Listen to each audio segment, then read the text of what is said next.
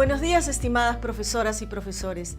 La rúbrica que presentaremos en esta ocasión busca identificar en qué medida el docente promueve de manera efectiva el desarrollo de habilidades de pensamiento de orden superior, tales como el razonamiento, la creatividad o el pensamiento crítico.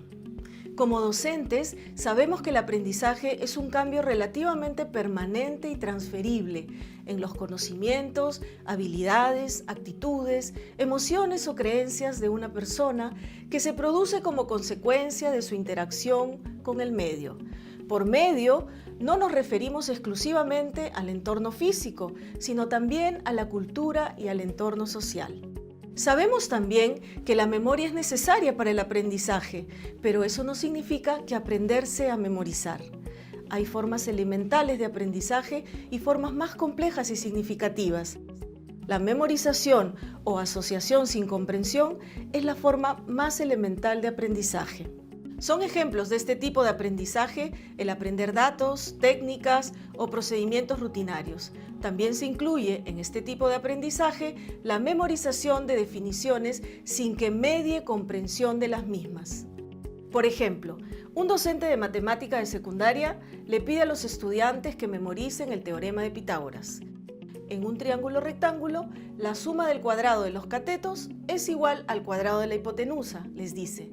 Ellos pueden repetir la definición e incluso han memorizado su representación simbólica o fórmula, a cuadrado más b cuadrado igual c cuadrado.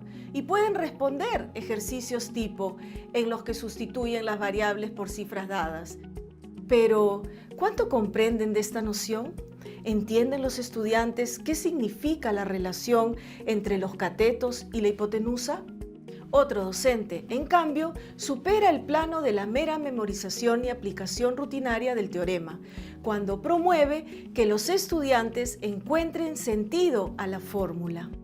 Por ejemplo, entrega a los estudiantes un triángulo rectángulo notable, 3, 4, 5, en cartulina, y les pide que, también con cartulina, construyan cuadrados usando cada lado del triángulo. Luego les pide que en grupos calculen las áreas de los tres cuadrados y encuentren la relación entre ellas.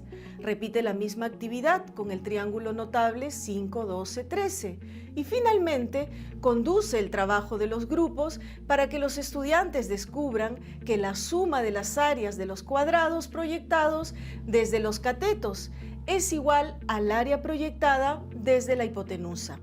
De este modo, por inducción, los estudiantes arriban a la fórmula y la comprenden.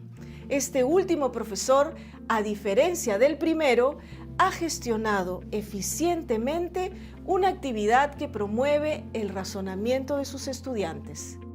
Otra forma de promover el razonamiento en los estudiantes es propiciar que desarrollen sus propias hipótesis ante un fenómeno observado. Por ejemplo, una docente de inicial utiliza el sector de ciencias colocando envases con agua y objetos diversos al alcance de los niños y niñas. Algunos de ellos se acercan y empiezan a introducir piedras, papeles y corchos en el agua. Una niña saca del fondo del vaso una piedra y luego pone un corcho, notando que éste flota. ¡Miren, no se hunde! La profesora, que observa de cerca la actividad de los niños, les pregunta: ¿por qué creen que pasa esto? ¿Por qué la piedra se va al fondo del vaso y el corcho no? Los niños comparten opiniones y la docente las acoge y les hace preguntas y repreguntas para profundizar en sus ideas. En este ejemplo, la docente genera la posibilidad de que los niños descubran por sí mismos propiedades de los objetos, a partir de un adecuado diseño y conducción de la actividad. Las conversaciones del profesor con los estudiantes y entre estudiantes también son muy potentes para el desarrollo de habilidades de pensamiento de orden superior. En el proceso descrito, las preguntas y repreguntas de la docente son claves para la generación de hipótesis de los niños. A partir de estas interacciones se construyen ideas de forma colectiva, las que permiten la elaboración de conclusiones. Por el contrario, si la docente plantea las preguntas para que los niños generen sus hipótesis, pero no les da tiempo para pensar y explicar sus propias opiniones, su intervención limita la posibilidad de los niños de razonar. Es decir, aunque la actividad tiene potencial, la mala conducción no permite que se aproveche al máximo. Otra de las habilidades de pensamiento que se puede desarrollar en el aula es la creatividad. Esta se entiende como la capacidad de generar nuevas ideas o conceptos, producir soluciones originales ante los problemas o crear un producto de manera libre y singular que permita expresar la propia subjetividad. Por ejemplo, podemos plantear a los niños como actividad que elaboren un nuevo final a una historia recientemente narrada. Para darle mayor sentido a la elaboración, podemos pedirles que lo representen frente a sus compañeros. La conducción de esta actividad la concretamos mediante un diálogo permanente, ayudándolos a identificar qué emociones pueden generarse en los personajes y qué diálogos podrían producirse. En este caso, no solo se da la consigna de plantear un nuevo final, sino que se acompaña a los niños durante todo el proceso creativo, conduciendo en forma efectiva la actividad.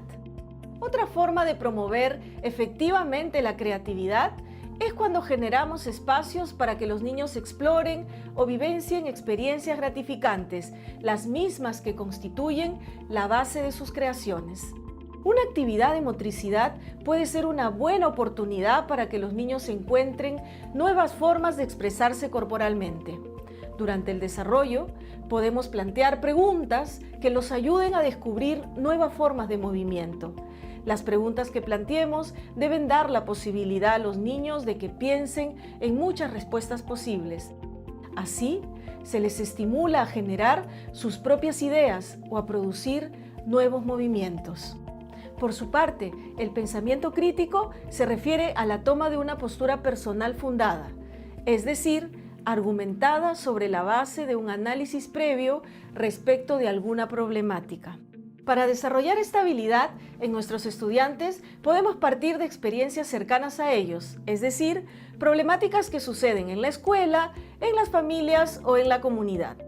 No basta que el estudiante manifieste una postura, lo importante es que la pueda explicar con sus propias palabras, ofreciendo argumentos basados en el análisis de información. Por ejemplo, en primaria, los niños pueden deliberar e intercambiar ideas sobre el beneficio o perjuicio que traería a sus vidas el sustituir las botellas de plástico por botellas de vidrio. La docente les da espacio para analizar diferentes posturas sobre el tema, a favor y en contra, y luego ellos expresan su propia postura explicando las razones con argumentos que la sustentan. En conclusión, hemos visto cómo el diseño de las actividades y el tipo de interacción pedagógica que un docente establece con sus estudiantes es clave para favorecer el desarrollo de habilidades de pensamiento de orden superior. Esto no quiere decir que el desarrollo de habilidades más elementales en el aula no sea necesario. Lo es siempre y cuando sirva de apoyo para que nuestros estudiantes construyan aprendizajes significativos. Hemos concluido la explicación de la rúbrica 3. Esperamos que les haya sido útil.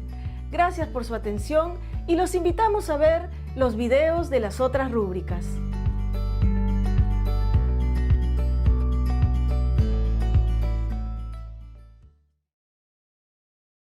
Gobierno del Perú, trabajando para todos los peruanos.